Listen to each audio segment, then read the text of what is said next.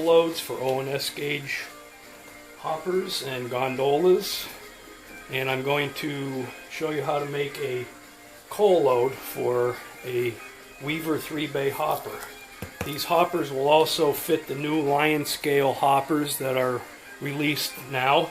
So first I have my urethane, and I'm going to spray urethane onto the blank, which is all ready to go. It's spray painted, and I spray a substantial amount of urethane on. If you have a nice level surface tension will keep the urethane from running off the sides. And I place it on my build-up stand, and I proceed to take the material, which is Black Beauty, and I first go around the edges because that's the most important part.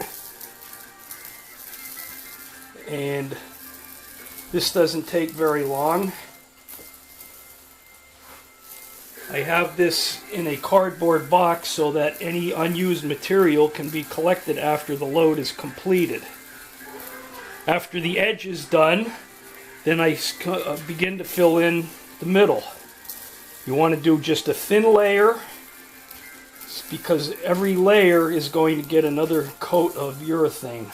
I use industrial gym finish because I work at a school and we do our gym every year, and they can't reuse the material once it's used, but for my purposes it works just fine. I'm using a plant mister bottle which has a very fine mist, and I spray until it just almost starts to puddle in between each load. Then back to the build-up table, and then I'm going to work my way in just a little bit from the edge. This will give it the tapered look to the sides. All I do is just grab a handful of material between finger and forethumb and roll it and move my hand along the top of the load. Now you notice that there was a block of wood in the center. That's to save on material and weight. And that also helps give the shape of the pumped load, which this is what I'm making. Just sprayed another layer of urethane on. Now I'm going to go back and I move in just a little bit closer to the center this time. And I also stay away from the end of the load as well to replicate the coal sloping down on the ends. Back to the spray booth. Everything here is low tech. I'm using a cardboard box with the front cut out, a plastic hospital tray, and a set of legs to keep the load up off. And I just spray the urethane on, and anything that goes over just spills into the bottom of the box, which I will wipe up later. This will most likely be the last amount of material. And then what I'm going to do now is grab my tweezers and my glasses. I am going to check for foreign objects. This is Black Beauty. It's made for sandblasting, and occasionally it has little discolored specks that I either pick out, or you can actually press them into the load and manipulate the coal material around it. This is Black Beauty Sandblast Grit. It's the finest grit that they make. I'm satisfied that I don't see any other big chunks of discolorization. So I'm going to take it over for the final coat of urethane.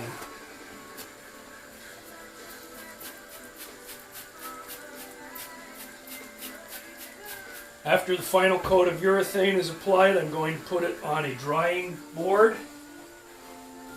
And what you want to do is, after a certain amount of time, just move the loads around a little bit so that the urethane doesn't bond to the board.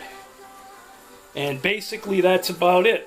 What I keep on hand is a pair of tweezers for picking out the contaminants, a towel to wipe my fingers, because every time you pick up the load you get a little bit of the urethane on your fingers.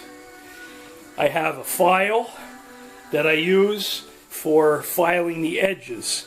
I have a recently completed load that I did the other day, and if you look, you can see that there is material that has gone over the edge, so that material needs to be gently removed with a file, going in a downward motion so as not to pull any of the material away from the load. As I mentioned before, this load is for a Weaver 3-bay hopper. And I have a load that I recently completed that I also filed and fitted. And it drops into the hopper nicely. Turn the hopper over and the load dumps out. But as you can see, it's a precision fit and it goes from edge to edge and side to side. And this is what the load looks like when it's completed in the car.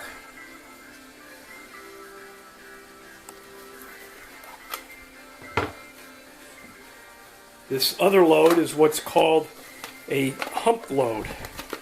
It's a continuous ridge across the center of the car, and it rises up above considerably. Now, depending on your desires, you can make this as high or as shallow as you wish.